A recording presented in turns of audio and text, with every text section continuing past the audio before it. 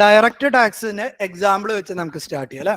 Direct ടാക്സസിന് example income tax, corporate tax. എന്താണ് ഇത് രണ്ടും? They are imposed directly on individual or corporates. എന്താണ് അതിന്റെ മീനിങ്? അതാണ് അടുത്ത point.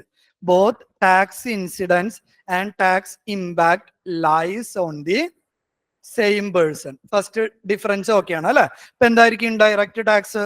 Taxes like GST imposed on goods and services eventually passed on to the customer.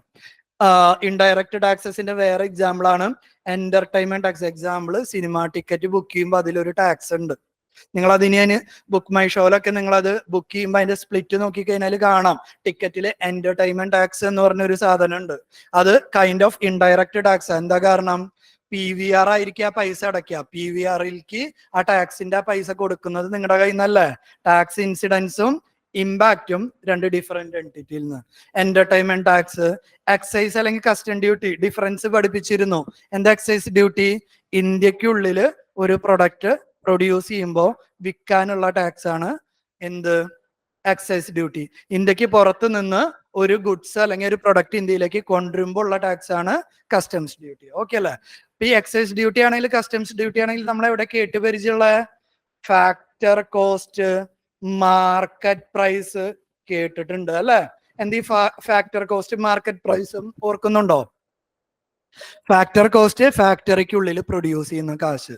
Finally അത് മാർക്കറ്റിൽ കിട്ടണമെങ്കിൽ അതിനോടൊപ്പം എന്ത് വരും? സബ്സിഡിയും ഇൻഡയറക്റ്റ് ടാക്സസും വരും. കറക്റ്റ് അല്ലേ? അപ്പൊ ആ ഇൻഡയറക്റ്റ് ടാക്സിൽ നമ്മൾ പഠിച്ചതാണ് എക്സൈസും കസ്റ്റം ഡ്യൂട്ടിയും. എന്താണ് ഇൻഡയറക്റ്റ് ടാക്സ് ആണെങ്കിൽ അതിന്റെ പ്രത്യേകത? ടാക്സ് ഇൻസിഡൻസും ഇമ്പാക്റ്റും സെയിം പേഴ്സണിലാണോ ഡിഫറന്റ് പേഴ്സണിലാണ്? ഓക്കെ അല്ലേ? ഇനി അടുത്തത് ഡയറക്റ്റ് ടാക്സ് എന്ന് പറയുന്നത് പ്രോഗ്രസീവ് ടാക്സ് ആന്ന് പറയും. പ്രോഗ്രസീവും റിഗ്രസീവും അടുത്ത സ്ലൈഡിലുണ്ട്. എന്താന്ന് പറയാം. പ്രോഗ്രസീവ് ടാക്സിന്റെ ഒരു എക്സാമ്പിൾ ഞാൻ കയ്യോടെ നിങ്ങൾക്ക് പറഞ്ഞുതരാം. നമ്മുടെ പ്രസന്റ് ഇൻകം ടാക്സിന്റെ സ്ലാബുകൾ ഞാൻ ഒന്ന് എഴുതാം. നിങ്ങൾക്ക് അതിൽ നിന്ന് അത് എന്തുകൊണ്ടാണ് പ്രോഗ്രസീവ് എന്ന് മനസ്സിലാവും കേട്ടോ. ഒറ്റ സെക്കൻഡ് ഒന്ന് ഹോൾഡ് ചെയ്യേ. 3 to 7 lakh ഞാൻ റാൻഡം ഫിഗർ എഴുതുന്നതിന് വരെ correct value എഴുതുന്നതാണ് 5%. 7 to 10 lakh 10%. 10 to 12 lakh 15%. 12 to 15 lakh 20%. Above 15 lakh 30%. എന്താണ് ഈ എഴുതിയിൽ നിന്ന് നിങ്ങൾക്ക് മനസ്സിലാവുന്ന കാര്യം? ഒരാളുടെ വരുമാനത്തിനനുസരിച്ചിട്ടാണ് ഇൻകം ടാക്സ് അടയ്ക്കുന്നത്. 3 ലക്ഷം വരെ ഇൻകം ഉള്ള ആൾ എന്തടയ്ക്കേണ്ട? ടാക്സ് അടയ്ക്കേണ്ട. ഒരാളുടെ ഇൻകം 3 ലക്ഷത്തിനും 7 ലക്ഷത്തിനും ഇടയിലാണെങ്കിൽ അയാൾ വരുമാനത്തിൽ എത്ര ശതമാനം അടച്ചാൽ മതി? 5%. ഒരാളുടെ ഇൻകം കൂടി 7നും 10 ലക്ഷത്തിനും ഇടയിലാണെങ്കിൽ അയാൾ വരുമാനത്തിന്റെ എത്ര ശതമാനം അടയ്ക്കണം? 10% അടയ്ക്കണം. ഇനി ഒരാളുടെ വരുമാനം ഒന്നും കൂടി അയാളുടെ വാർഷിക വരുമാനം 10 ലക്ഷത്തിനും 12 ലക്ഷത്തിനും ഇടയിലാണെങ്കിൽ വരുമാനത്തിന്റെ എത്ര അടയ്ക്കണം? 15%. ഇനി 12നും 15 ലക്ഷത്തിനും ഇടയിലാണെങ്കിൽ എത്ര അടയ്ക്കണം? 20%. ഇനി 15 ലക്ഷത്തിന് മുകളിൽ വാർഷിക വരുമാനമുള്ള ആളാണെങ്കിൽ വരുമാനത്തിന്റെ എത്ര ശതമാനം അടയ്ക്കണം? 30%. എന്താ പ്രത്യേകത? വരുമാനം കുറവുള്ള ആൾക്കാര് കുറച്ച് ടാക്സ് അടച്ചാൽ മതി വരുമാനത്തിന്റെ. വരുമാനം കൂടുതലുള്ള ആളുകളോ കൂടുതൽ ടാക്സ് അടയ്ക്കണം. എന്തുകൊണ്ടായിരിക്കും ഇതിന് പ്രോഗ്രസീവ് എന്ന് പറയുന്നത്? കൂടുതൽ വരുമാനമുള്ള ആളുകളിൽ നിന്ന് ഗവൺമെന്റ് കൂടുതൽ ടാക്സ് പിടിച്ചെടുത്ത് വെൽഫെയർ ആക്ടിവിറ്റീസ് നടത്തുന്നു. സമൂഹത്തിന് നല്ലതല്ലേ? ഇല്ലാത്തവന്റെ കയ്യിൽ നിന്നാണ് കൂടുതൽ പിടിച്ചെടുക്കേണ്ടത്. ഉള്ളവന്റെ കയ്യിൽ നിന്നാണെങ്കിലോ? ഇൻഈക്വാലിറ്റി കുറയ്ക്കാനുള്ള ഏറ്റവും നല്ല ടെക്നിക്ക് എന്താ? അംബാനിയുടെ കയ്യിൽ നിന്ന് കൂടുതലും ഫാർമറുടെ കയ്യിൽ നിന്ന് കുറച്ചും. കറക്റ്റ് അല്ലേ? ഇതല്ലേ ഇവിടെ നടക്കുന്ന കാര്യം എന്ന് പറയുന്നത്. ഡയറക്റ്റ് ടാക്സ് ആണെങ്കിൽ it will be A progressive in nature. Indirect tax എന്ന് പറയുന്നത് റിഗ്രസീവ് ആണെന്ന് പറയുന്നുണ്ട്. എന്തായിരിക്കും അതിന്റെ മീനിങ്? അംബാനി ലക്സി പേന മേടിച്ചാലും ഒരു ഫാർമർ ലക്സി പേന മേടിച്ചാലും അതിന് എത്ര രൂപ തന്നെയാണ്? 5 രൂപ തന്നെയാണ് അല്ലെ. അംബാനിയുടെ വരുമാനത്തിനോട് കമ്പയർ ചെയ്യുമ്പോൾ 5 എന്ന് പറയുന്നത് ഇത്ര വലിയൊരു എമൗണ്ട് ആണോ? ഫാർമറിന്റെ ഇൻകത്തിനോട് കമ്പയർ ചെയ്യുമ്പോഴോ 5 എന്ന് പറയുന്നത് പെർസെന്റേജ് വൈസ് നോക്കിയാൽ ഹയർ ആയിരിക്കും. ശരിയല്ലേ? ഇപ്പൊ GST എന്ന് പറയുന്നത് ഒരു പാക്കറ്റ് മിൽക്കിനാണ് GST എങ്കിൽ അംബാനി വാങ്ങിയാലും ഫാർമർ വാങ്ങിയാലും GST അടയ്ക്കേണ്ട പൈസ സെയിമാ. പക്ഷെ രണ്ടുപേര് വരുമാനത്തിനോട് കമ്പയർ ചെയ്യുമ്പോഴോ ഫാർമറിന് ഹയർ പെർസെന്റേജ് ആണ് കമ്പയർഡ് ടു ദയർ ഇൻകം. അംബാനിയോട് കമ്പയർ ചെയ്യുമ്പോഴോ അയാളുടെ വരുമാനം വെച്ച് കമ്പയർ ചെയ്യുമ്പോൾ it will be a very very small amount അല്ലെ. ഇൻഡയറക്റ്റ് ടാക്സ് എന്ന് പറയുന്നത് അപ്പൊ വരുമാനത്തിനനുസരിച്ച് മാറുന്നുണ്ടോ? എല്ലാ ആൾക്കാരും ഒരേ എമൗണ്ട് ആണ്. എന്ത് GST ആണെങ്കിലും അംബാനി PVRൽ ടിക്കറ്റ് ബുക്ക് ചെയ്താലും ഫാർമർ PVRൽ ടിക്കറ്റ് ബുക്ക് ചെയ്താലും എന്റർടൈൻമെന്റ് ടാക്സ് തന്നെയാണ്, സെയിം തന്നെയാണ്. അപ്പൊ എന്താണ് അതിന്റെ പ്രശ്നം? എല്ലാ ആളുകളും ഒരേ എമൗണ്ട് ആണ് ടാക്സ് അടയ്ക്കുന്നത്. അപ്പൊ എല്ലാവരും ഒരേ എമൗണ്ട് ആകുമ്പോൾ എന്താ പ്രശ്നം? വരുമാനം കുറവുള്ള ആളുടെ വരുമാനത്തിനോട് കമ്പയർ ചെയ്യുമ്പോൾ ആ ടാക്സ് എന്ന് പറയുന്നത് എന്തായിരിക്കും? വെരി ഹൈ ആയിരിക്കും. വരുമാനം കൂടുതലുള്ള ആൾ കമ്പയർ ചെയ്യുമ്പോഴോ വളരെ കുറച്ചായിരിക്കും. That is indirect tax is regressive in nature. Okay ആണോ? ക്ലിയർ ആണോ? ടാക്സ് ഇല്ല ഇൻഡയറക്റ്റ് ടാക്സിലേക്ക് പോവാ. ടാക്സ് ബേസ് ഒക്കെ ഇതിൽ വരുന്നതാ ഡയറക്റ്റ് ടാക്സിന്റെ കാര്യല്ലേ. ഇൻകം എന്ന് പറയുന്നത് ഡയറക്റ്റ് ടാക്സ്. ഞാൻ ഇൻഡയറക്റ്റ് ടാക്സിന്റെ കാര്യമാണ് പറയുന്നത്. ടാക്സ് ബേസ് ഒരു ബന്ധമില്ല. ഇപ്പൊ ഇമ്പീരിയൽ കിച്ചണിൽ ഫുഡ് കഴിക്കാൻ പോയി, താൻ ഒരു ചിക്കൻ ലോലിപോപ്പ് മേടിച്ചു, ഞാൻ ഒരു ചിക്കൻ ലോലിപോപ്പ് മേടിച്ചാൽ രണ്ടുപേരും അടയ്ക്കുന്ന GST സെയിമാ. തന്റെ വരുമാനം മാസം 1,00,000 രൂപയാണ്, എന്റെ വരുമാനം മാസം 10,000 രൂപയാണ്. തന്റെ 1,00,000 കമ്പയർ ചെയ്യുമ്പോൾ ആ ടാക്സ് തനിക്ക് നെഗ്ലിജിബിൾ അല്ലേ. എന്റെ 10,000 രൂപയോട് കമ്പയർ ചെയ്യുമ്പോഴോ എനിക്ക് ആ ടാക്സിന്റെ ബേർഡൻ ഹൈ ആയിട്ടല്ലേ ഫീൽ ചെയ്യുക. അപ്പോ സെയിം എമൗണ്ടാണ് നമ്മൾ രണ്ടുപേരും അടയ്ക്കുന്നതെങ്കിൽ എന്റെ വരുമാനത്തിനോട് കമ്പയർ ചെയ്യുമ്പോൾ ബേർഡൻ വിൽ ബി ഹൈയർ. തന്റെ വരുമാനത്തിൽ ആ ബേർഡൻ കുറവല്ലേ. അതിനെയാണ് നമ്മൾ എന്തെന്ന് പറയാ? Regressive nature. അല്ലാതെ ഒറ്റ സെക്കൻഡ് ഒരു പോയിന്റും കൂടി പറയട്ടെ. ഇമ്പീരിയൽ കിച്ചണിൽ തനിക്ക് വരുമാനം കൂടുതലാ, താൻ ലോലിപോപ്പ് തിന്നതിനാ കുറെ ടാക്സും, ഞാൻ ലോലിപോപ്പ് തിന്ന കുറച്ച് ടാക്സ് അടയ്ക്കുകയാണെങ്കിൽ അത് പ്രോഗ്രസീവ് ആവും. ഇവിടെ എന്താ? രണ്ടുപേരും ഒരേ ടാക്സ് അടയ്ക്കുന്നത്. അപ്പൊ എന്തായിരിക്കും? തനിക്കത് നിസാര പൈസ ആയിരിക്കും ആ ടാക്സ്, എനിക്കോ എന്റെ വരുമാനത്തിനോട് കമ്പയർ ചെയ്യുമ്പോൾ വെരി ഹൈ ആയിരിക്കും അല്ലേ. ഓക്കെ. 8 കോടിയാ? ഏത് ടാക്സ് ബേസ് ഇതിലേക്ക് കണക്ട് ചെയ്യില്ല. ഇൻഡയറക്റ്റ് ആയിട്ട് ഒരു ബന്ധമില്ല ടാക്സ് ബേസ്. ടാക്സ് ബേസ് എന്തുമായി മാത്രമേ ഉള്ളൂ? ഇൻകം ടാക്സും കോർപ്പറേറ്റ് ടാക്സിന് മാത്രമാണ് ഈ ടാക്സ് ബേസ് ഉള്ളൂ. GSTക്ക് ടാക്സ് ബേസ് എന്ന് പറഞ്ഞ കൺസെപ്റ്റ് ഇല്ല. എല്ലാരും താനത് മേടിച്ചടച്ചാൽ മതി. ഇപ്പൊ താനിപ്പോ ഒരു പേന മേടിച്ച പേനക്ക് ടാക്സ് അടച്ചാൽ മതി. പേന മേടിക്കാതിരിക്കാം, വാങ്ങാം. പേഴ്സണൽ ഇൻകം ടാക്സ് ആണെങ്കിലോ താൻ ഈ സ്ലാബിൽ വന്നാൽ താൻ നിർബന്ധമായിട്ട് അത് അടച്ചേ പറ്റൂ. അവിടെ നമുക്ക് മേടിക്കാതിരിക്കാലോ. കാര്യം മനസ്സിലായി? അപ്പൊ ഇത് രണ്ടും ഒരിക്കലും ഒരേപോലെ കമ്പയർ ചെയ്ത് ടാക്സ് ബേസ് ഇതിൽ മാത്രമേ ഉള്ളൂ കഥ. ഇതിൽ എന്തില്ല? ടാക്സ് ബേസ് ഇല്ല. മനസ്സിലായോ? ലോലിപോപ്പ് തിന്നണ്ടെന്ന് വെച്ചാൽ തനിക്ക് ടാക്സ് അടയ്ക്കണ്ട. മനസ്സിലായോ? എനിക്ക് ലോലിപോപ്പ് 10,000 മേടിക്കുന്ന ഞാൻ ലോലിപോപ്പ് വാങ്ങിയില്ലെങ്കിൽ എനിക്ക് ടാക്സ് അടയ്ക്കണ്ട. പക്ഷെ എന്റെ ഇൻകം 10 to 12 ലക്ഷം ആണെങ്കിൽ ഞാൻ എത്ര അടച്ചേ പറ്റൂ? 15% അടച്ചേ പറ്റൂ. ഓക്കെ അല്ലേ?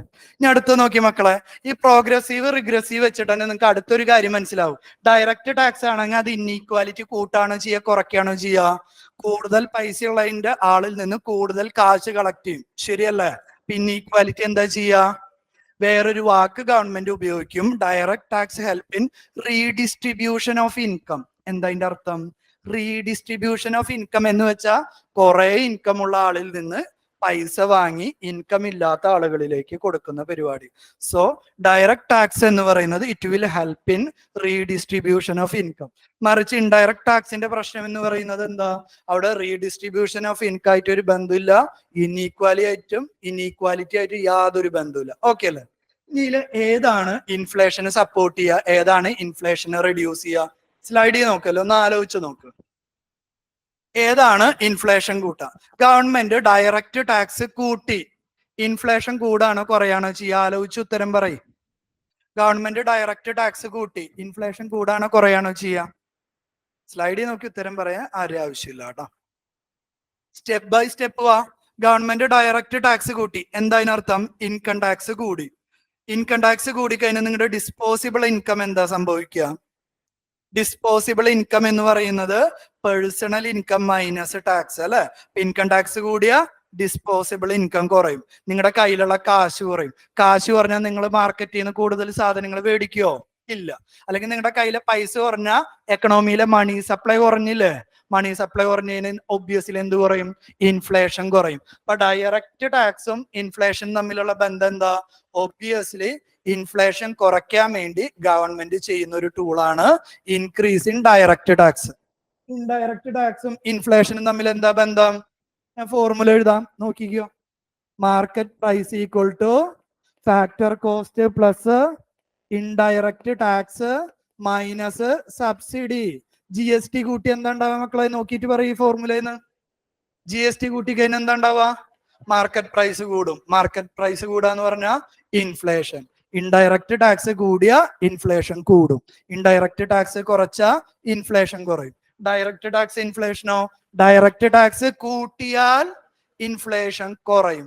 ഡയറക്റ്റ് ടാക്സ് കുറച്ചാൽ ഇൻഫ്ലേഷൻ കൂടും. ക്ലിയർ അല്ലേ? അപ്പൊ നമുക്ക് ഇതിന് എന്ത് എഴുതാം? Inflation inverse with direct tax. Inverse relation അല്ലേ? ഒരാൾ കൂടുമ്പോ ഒരാൾ കുറയുന്നതിന് വിളിക്കുന്ന പേരാണ് ഇൻവേഴ്സ് റിലേഷൻ. ഇൻഡയറക്റ്റ് ടാക്സും ഇൻഫ്ലേഷനും എന്ത് തരം റിലേഷനാ? Direct relation. ക്ലിയർ അല്ലേ? ഒരിക്കൽ മനസ്സിലാക്കിയാൽ മതി കാര്യം, പിന്നെ ഇത് വായിക്കുമ്പോ കാര്യങ്ങൾ ക്ലിയർ ആവും കേട്ടോ. ഞാൻ നിങ്ങൾക്ക് ഒരു 2 minutes തരട്ടെ ഇതൊന്ന് റിവൈസ് ചെയ്യാൻ. നന്നായിട്ടൊന്ന് വായിച്ച് മനസ്സിലാക്കുക. നന്നായി വായിച്ച് മനസ്സിലാക്കട്ടെ. ഒരു ബുദ്ധിമുട്ടില്ല. പോയിന്റ് കൈയോടെ ക്ലാസ്സിൽ നിന്ന് തന്നെ ക്ലിയർ ആവാം. ഡയറക്റ്റ് ടാക്സും ഇൻഡയറക്റ്റ് ടാക്സും നമ്മൾ കമ്പയർ ചെയ്യാണ് ഇവിടെ ചെയ്തിട്ടുള്ളത് കേട്ടോ. ക്ലാസ്സിൽ നിന്ന് തന്നെ പഠിച്ചിട്ട് പോയി വീട്ടിൽ നിന്ന് ഇതൊന്ന് റിവൈസ് ചെയ്യുമ്പോൾ ഓക്കെ അല്ലേ? നിങ്ങൾക്ക് കാര്യമായിട്ട് എഫേർട്ട് ഒന്നും ഇല്ലല്ലോ. ഇന്നത്തെ ഈ ചാപ്റ്ററും കൂടി ആൾമോസ്റ്റ് തീർന്ന ന്യൂസ് പേപ്പറിലെ കുറെ കാര്യങ്ങളൊക്കെ ഒരു ഐഡിയ കിട്ടും കേട്ടോ. ബഡ്ജറ്റിന്റെ എല്ലാം ഐഡിയ കിട്ടുമെന്ന് ഞാൻ പറയില്ല, കുറെയൊക്കെ കിട്ടും. കാരണം അതിൽ ബോണ്ടിനെ കുറിച്ചൊക്കെ കുറെ കാര്യങ്ങളൊക്കെ ഉണ്ട്. അതൊക്കെ നമ്മൾ ഫർദർ ചാപ്റ്റേഴ്സിൽ എടുക്കും. നന്നായി വായിച്ച് മനസ്സിലാക്കാം. ഭക്ഷണ സാധനങ്ങൾക്ക് ഒരു പ്രത്യേകത ഉണ്ട്. എനിക്ക് വരുമാനം കൂടുതലുണ്ടെങ്കിൽ ഞാൻ മുട്ട, പാല്, അതേപോലെ മീറ്റൊക്കെ വാങ്ങി കഴിക്കും. വരുമാനം കുറഞ്ഞാലോ ഒബ്വിയസ്ലി ഞാൻ അത് ഒഴിവാക്കിയിട്ട് വീറ്റ്, റൈസിലേക്ക് വരും അല്ലെ? അപ്പൊ എന്താ ഉണ്ടാവുന്നത്? ഇത്തരത്തിലുള്ള ലക്ഷറി ആയിട്ടുള്ള പ്രൊഡക്റ്റുകൾ ഞാൻ കുറച്ച് എസെൻഷ്യലിലേക്ക് മാത്രം ഞാൻ ഒതുങ്ങും. അപ്പൊ ഈ പ്രൊഡക്റ്റുകളുടെ ഒക്കെ വില ഒബ്വിയസ്ലി എന്താ ഉണ്ടാവുക? പാല്, മുട്ട, മീറ്റ് അതിൻ്റെ ഒക്കെ വില ഒബ്വിയസ്ലി കുറയും.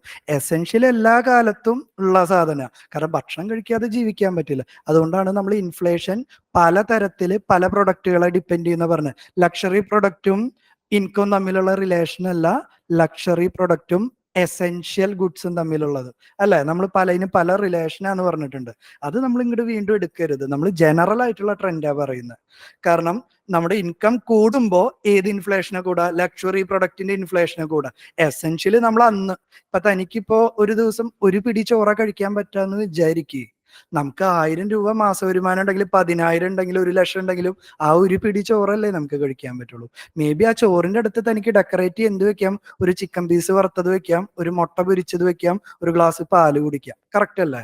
കയ്യിൽ കാശില്ലെങ്കിലോ ചിക്കൻ പോയി, മുട്ട പൊരിച്ചത് പോയി, പാല് പോയി. അപ്പോഴൊരു പിടി ചോറ് അവിടെ ഉണ്ട്. മനസ്സിലായോ? എക്സാമ്പിൾ ഓക്കെ അല്ലേ? നന്നായിട്ട് വായിച്ച് മനസ്സിലാക്കാട്ടോ. ഇമ്പോർട്ടന്റ് ആണ്. ഡിഫറൻസ് ബിറ്റ്വീൻ ഡയറക്റ്റ് ചോദിക്കും. ഇൻഡയറക്റ്റ് ടാക്സ് അല്ലെ? ഫോർമുല ഒന്ന് റിവൈസ് ചെയ്യടാ.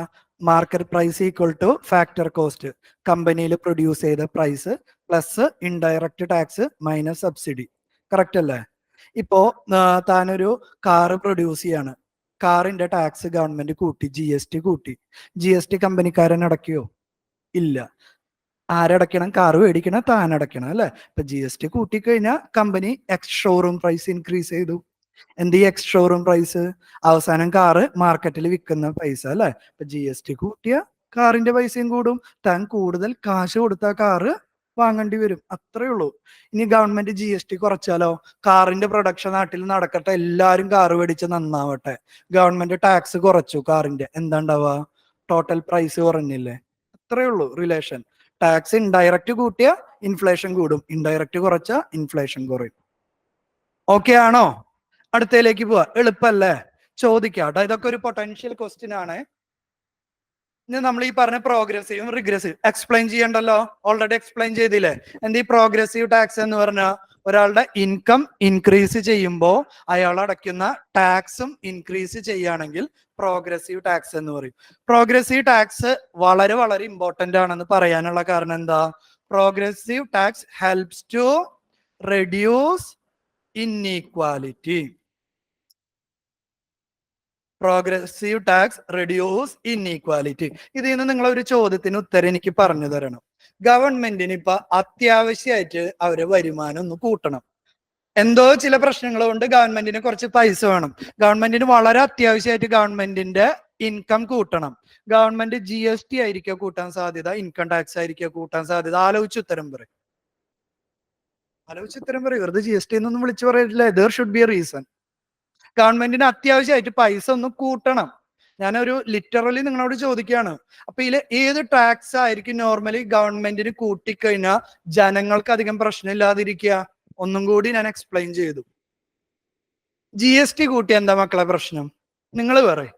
വരുമാനം കൂട്ടാൻ GST കൂട്ടിക്കഴിഞ്ഞാൽ എന്താ ഉണ്ടാവുക? മൊത്തത്തിലെ പ്രൊഡക്റ്റിന്റെ പൈസ കൂടും.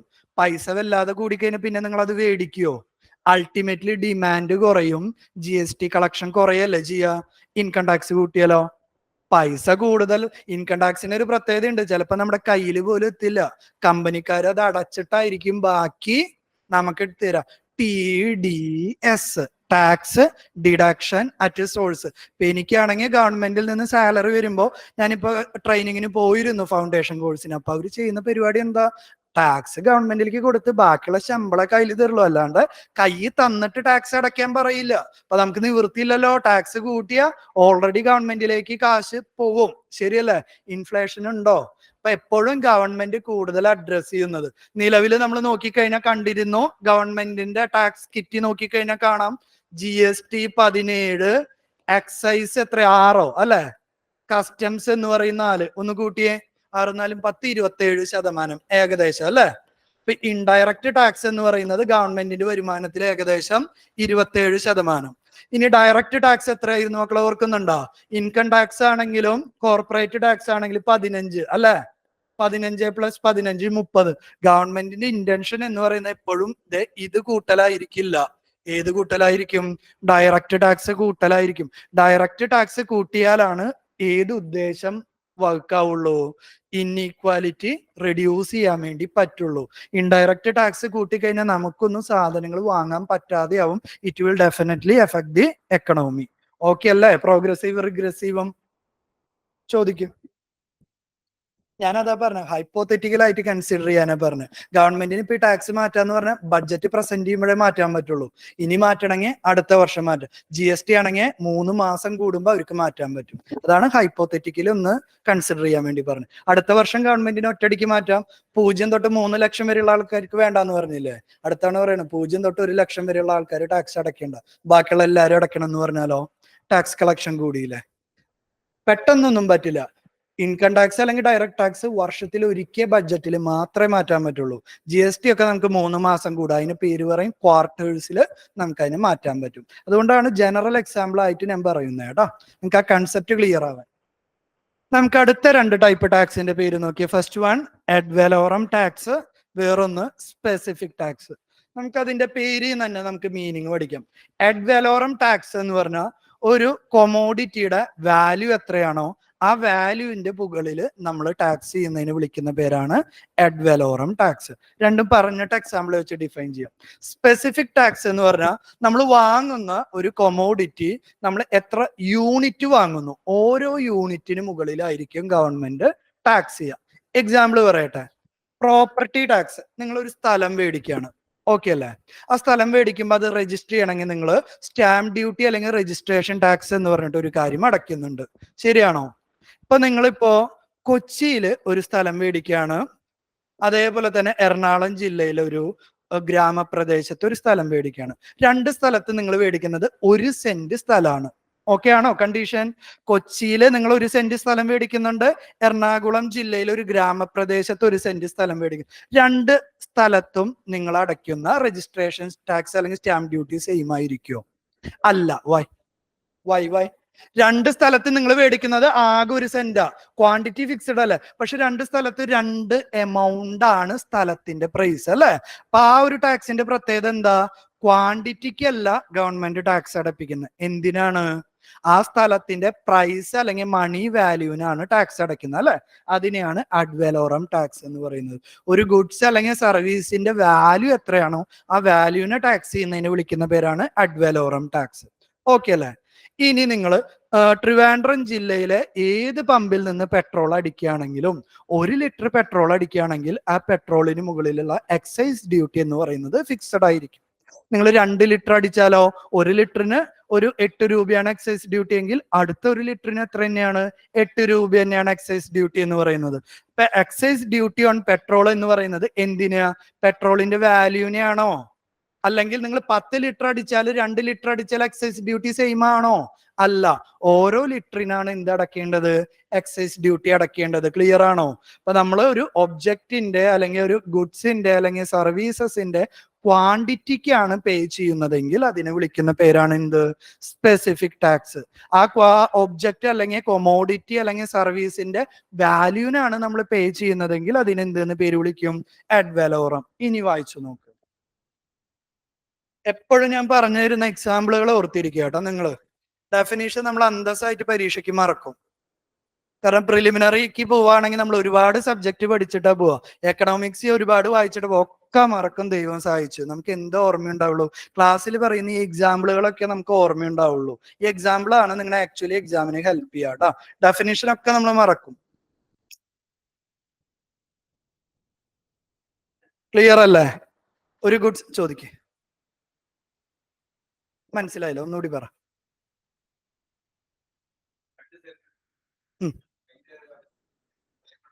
അതെ, ആ 2 സെന്റിന് മൊത്തം. പക്ഷെ ആ 2 സെന്റ് സ്ഥലം താൻ കൊച്ചിയിൽ മേടിക്കുന്ന പൈസയാവില്ല റൂറലില്.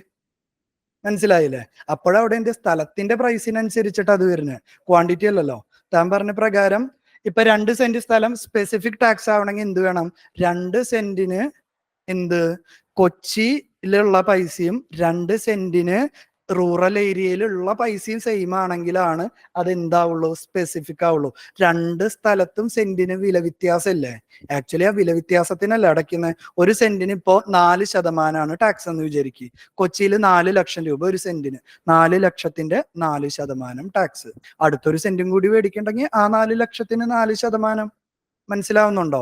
അപ്പൊ അതിന് 1 സെന്റിന് അടച്ചു 2 സെന്റിന് അടച്ചു എന്ന് പറഞ്ഞാൽ അത് സ്പെസിഫിക് ആവില്ല. ആക്ച്വലി നീ അടയ്ക്കുന്ന 4% ആ ലാൻഡിന്റെ എന്തിനാ? ഇപ്പൊ ലാൻഡ് തന്നെയാണെങ്കിൽ കൊച്ചിയിൽ തന്നെ പല സ്ഥലത്ത് പല റേറ്റ് അല്ലടാ. റോഡിന്റെ അടുത്തുള്ളതിന്റെ പൈസ ആയിരിക്കില്ല കുറച്ചും കൂടി ഉള്ളിലേക്ക് കയറിയിട്ട്. കാറ് പോകുന്ന വഴിക്കുള്ളതിനായിരിക്കില്ല ഓട്ടോ പോകുന്ന വഴിയുടെ, 2 വീലർ പോകുന്ന, നടപ്പാത ഇല്ലാത്തതിന് ഒന്നും കൂടി പൈസ കുറയും. കറക്റ്റ് അല്ലേ? അപ്പൊ ഒരേ ലൊക്കാലിറ്റിയിൽ തന്നെ താനിപ്പോ 1 സെന്റ് ഇവിടെയും 1 സെന്റ് അവിടെ മേടിച്ചാലും ഡിഫറെന്റ് ടാക്സ് അല്ലേ? അപ്പൊ അൾട്ടിമേറ്റ്ലി ആ ടാക്സ് എന്താ? ആ സ്ഥലത്തിന്റെ വാല്യൂ എന്താണോ അതിനാണ് നമ്മൾ ടാക്സ് അടയ്ക്കുന്നത്. അല്ലാതെ 1 സെന്റ് 2 സെന്റ് എന്ന് പറയുന്ന യൂണിറ്റിനല്ല. അത് നിങ്ങൾക്ക് ഇപ്പൊ റിയൽ എസ്റ്റേറ്റിലേക്ക് പോയി കഴിഞ്ഞാൽ അറിയാം, സെയിം പ്ലോട്ട് തന്നെ ആയിരിക്കും ടോട്ടൽ ഒരു 15 സെന്റ് ഉണ്ടാവുക. റോഡിന്റെ അടുത്തുള്ള പീസ് ആണെങ്കിൽ ആ 5 സെന്റിന് കാശ് കൂടുതലാവും. അതിന്റെ പിന്നിലുള്ള പ്ലോട്ട് ആണെങ്കിലോ കാശ് കുറവായിരിക്കും. അവിടെ വാല്യൂ ആണ്, അല്ലാതെ ആ പീസ് ഓഫ് ലാൻഡിന്റെ യൂണിറ്റിനല്ലാട്ടോ ഇമ്പോർട്ടൻസ്. അടുത്ത ടൈപ്പ് ടാക്സിലേക്ക് കയറാം നമുക്ക്. ഇപ്പൊ നമ്മൾ നിലവിൽ പഠിച്ചത് 4 ടാക്സുകൾ പഠിച്ചു: ഡയറക്റ്റ്, ഇൻഡയറക്റ്റ്, അഡ് വലോറം, സ്പെസിഫിക്. ഇനി അടുത്ത 2 ടൈപ്പ് ടാക്സസ് ആണ് സർചാർജസും സെസ്സും. ഈ ഗവൺമെന്റ് ഡയറക്റ്റ് ടാക്സ് ആണെങ്കിലും ഇൻഡയറക്റ്റ് ടാക്സ് ആണെങ്കിലും ഉപയോഗിച്ച ചില ഒരു പ്രശ്നമുണ്ട്. എന്താണെന്നറിയോ? ഡയറക്റ്റ് ടാക്സ് ആണെങ്കിലും ഗവൺമെന്റ് കളക്ട് ചെയ്ത് കഴിഞ്ഞാൽ, ഇൻഡയറക്റ്റ് ടാക്സ് ആണെങ്കിൽ കളക്ട് ചെയ്യുന്നത് അത് എന്തിന്റെ ഉള്ളിലേക്കാണ് പോകുന്നത്? കൺസോളിഡേറ്റഡ് ഫണ്ട് ഓഫ് ഇന്ത്യയിലേക്ക് പോകും അല്ലെ. ഈ കൺസോളിഡേറ്റഡ് ഫണ്ട് ഓഫ് ഇന്ത്യയിലേക്ക് ഡയറക്റ്റ് ടാക്സും ഇൻഡയറക്റ്റ് ടാക്സും വന്നു കഴിഞ്ഞാൽ അവിടെ ആരും ഇടപെടും? ഫിനാൻസ് കമ്മീഷൻ ഓഫ് ഇന്ത്യ ഇടപെടും. ഇടപെട്ടിട്ട് എന്തെന്ന് പറയും?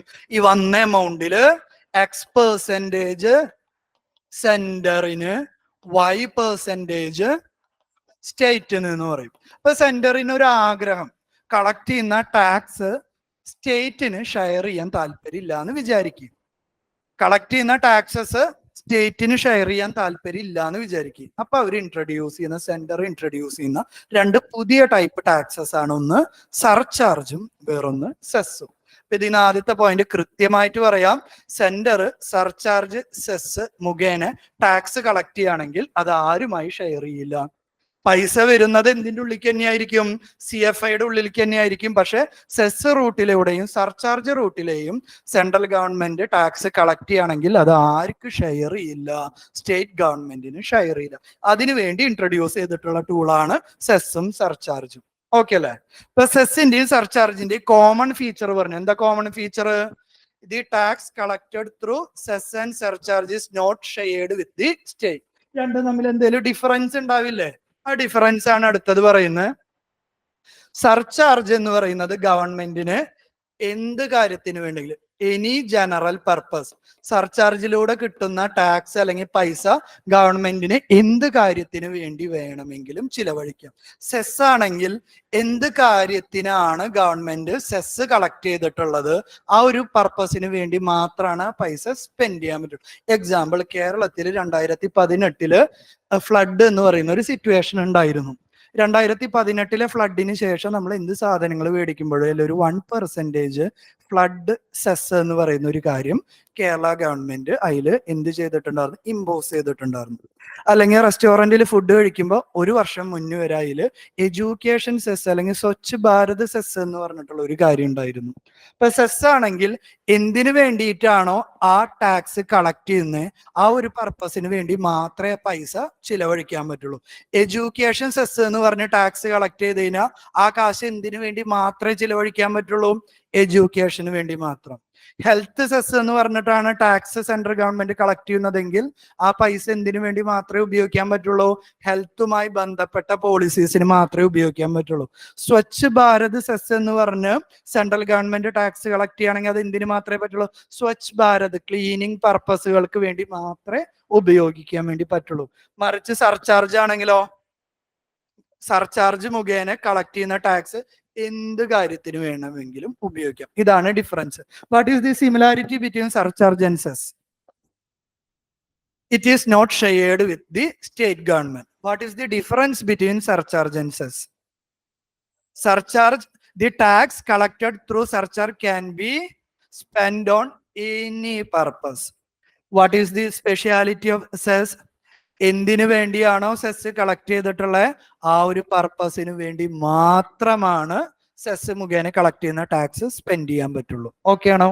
ഒന്ന് വായിച്ചു നോക്കാം. പിൻവലിച്ചു, നമ്മൾ ഓൾറെഡി പിൻവലിച്ചു. ആ ഫ്ലഡ് എന്തിനു ഉപയോഗിക്കാന്ന്? ഫ്ലഡ് കാരണം ഒരുപാട് ഇൻഫ്രാസ്ട്രക്ചർ ലോസ് ഉണ്ടായിട്ടുണ്ട്. പാലം പൊളിഞ്ഞു, റോഡ് നശിച്ചു, ഒരുപാട് വീടുകൾ ഒലിച്ചു പോയി. ഇതിന്റെയൊക്കെ റീകൺസ്ട്രക്ഷൻ അത് ഉപയോഗിക്കും. കേരള ഗവൺമെന്റിന് ചെയ്യാം, സെൻട്രൽ ഗവൺമെന്റിന് മാത്രം ഇത് ചെയ്യാൻ പറ്റുള്ളൂ എന്ന് ഞാൻ പറഞ്ഞിട്ടില്ല. സ്റ്റേറ്റ് ഗവൺമെന്റുകൾക്കും ഇത് ചെയ്യാം. പക്ഷെ സ്റ്റേറ്റ് ഗവൺമെന്റ് ചെയ്യണമെങ്കിൽ ഒരു കണ്ടീഷൻ ഉണ്ട്. GSTയോടൊപ്പമാണ് ഈ സെസ് ഏർപ്പെടുത്തുന്നത്. ആരെ അപ്രൂവൽ മേടിക്കണം? GST കൗൺസിൽ എന്ന് പറയുന്ന ഒരു സാധനത്തിന്റെ അപ്രൂവൽ വേണം. GST കൗൺസിൽ എവിടെ എടുക്കും? ഈ ചാപ്റ്ററിന്റെ അവസാനം നമ്മൾ എടുക്കും. നമ്മളിപ്പോ എന്തായുള്ളൂ? ഡയറക്ട് ടാക്സ് അല്ല ആയിട്ടുള്ളൂ. ഇൻഡയറക്ട് ടാക്സ് എടുക്കുമ്പോൾ GST പഠിക്കും. വളരെ വളരെ ഇമ്പോർട്ടന്റ് ആണ് GST. എന്താണ് പോയിന്റ്? GST കൗൺസിലിന്റെ അപ്രൂവൽ ഉണ്ടെങ്കിലാണ് കേരള ഗവൺമെന്റിന് ആ ഫ്ലഡ് സെസ് പറ്റുള്ളൂ. സെൻട്രൽ ഗവൺമെന്റിന് ആരുടെ അനുമതി ആവശ്യമില്ല. ഓക്കെ അല്ലേ? വായിച്ചു നോക്കുക കേട്ടോ. ജസ്റ്റ് ഒന്ന് വായിക്ക്. സിമിലാരിറ്റി അറിയണം, സർചാർജും സെസ്സും തമ്മിൽ ഡിഫറൻസ് പറയണം. ഒരു കൺഫ്യൂഷന്റെ ആവശ്യമില്ല. ഡയറക്റ്റ് ടാക്സും ഇൻഡയറക്റ്റ് ടാക്സും വരുന്ന പോലെ തന്നെ സെസ്സും സർചാർജും എങ്ങോട്ടേക്ക് തന്നെ പോവാ? കൺസോളിഡേറ്റഡ് ഫണ്ട് ഓഫ് ഇന്ത്യയിലേക്ക് പോകും. അതിൽ നിന്ന് ആ ഫണ്ട് ഗവൺമെന്റ് വേറൊരു അക്കൗണ്ടിലേക്ക് പിന്നീട് മാറ്റാണ് ചെയ്യുക കേട്ടോ. ആ എമൗണ്ട്, ബാക്കി വരുന്ന എമൗണ്ട് ആണ് ഫിനാൻസ് കമ്മീഷൻ എന്തിനു വേണ്ടി റെക്കമെൻഡ് ചെയ്യുള്ളൂ? സെന്ററിനും സ്റ്റേറ്റിനും ഡിവൈഡ് ചെയ്യാൻ വേണ്ടി റെക്കമെൻഡ് ചെയ്യുള്ളൂ കേട്ടോ. ഗവൺമെന്റിന്റെ എന്ത് വരുമാനമാണെങ്കിലും ജനറലി CFAയിലേക്ക് ചോദിക്കുമ്പോൾ പറയാലോ. ഇൻകം ടാക്സിന് സർചാർജ് ഉണ്ട് 30%, അല്ലെങ്കിൽ നമ്മൾ നേരത്തെ പറഞ്ഞതിൽ കണ്ടിരുന്നു 15 ലക്ഷത്തിന്റെ സ്ലാബ് അല്ലെ. ഏറ്റവും ഹയസ്റ്റ് സ്ലാബ് എത്രയും മോളെ? 15 ലക്ഷത്തിന് മുകളിലാണെങ്കിൽ അവർക്ക് 30% ഇൻകം ടാക്സ് എന്ന് പറഞ്ഞിരുന്നു. ശരിയല്ലേ? ഈ 15 ലക്ഷത്തിന് മുകളിലുള്ള ആൾക്ക് ഇൻകം ടാക്സ് 30-ന് പകരം ഈ ടാക്സ് അടയ്ക്കുന്ന പൈസയുടെ ഒരു 5% കൂടി എന്തടക്കേണ്ടി വരും? സർചാർജ് അടക്കേണ്ടി വരും. കാശ് കൂടുതലുള്ള ആൾക്കാരെ അടയ്ക്കുന്ന ടാക്സിന് ഒന്നും കൂടി ഗവൺമെന്റ് ടാക്സ് ചെയ്യും. അതാണ് എക്സാമ്പിൾ എന്ന് പറയുന്നത്. അതുപോലെ എന്തിനുണ്ട്, കോർപ്പറേറ്റുകൾ അടയ്ക്കുന്ന ടാക്സ് ഉണ്ട്. എന്താണ് കോർപ്പറേറ്റ് ടാക്സ്? അതിൽ എത്ര 2 കോടിയോ 3 കോടിയോ അങ്ങനെ എത്രയോ ടേൺ ഓവറിന് മുകളിലുള്ള കമ്പനികൾ കോർപ്പറേറ്റ് ടാക്സിന് പുറമെ അഡീഷണൽ ആയിട്ട് എന്തും കൂടി അടയ്ക്കണം, സർചാർജും കൂടി അടയ്ക്കണം. സാധാരണ നമ്മൾ മേടിക്കുന്ന ഡെയിലി കൺസപ്ഷൻ പ്രൊഡക്റ്റിൽ നിന്നും ഗവൺമെന്റ് ഇത് ഏർപ്പെടുത്തില്ല. ഏർപ്പെടുത്തിയ എന്താ പ്രശ്നം? ഇൻഫ്ലേഷൻ കൂടും. യൂഷ്വലി ഇത് ചെയ്യുക ഡയറക്റ്റ് ടാക്സസിലൊക്കെയാണ് കുറെയൊക്കെ സർചാർജ് ഒക്കെ ചെയ്യാറ്. എപ്പോഴും അല്ല, ജനറലി. ഓക്കെ.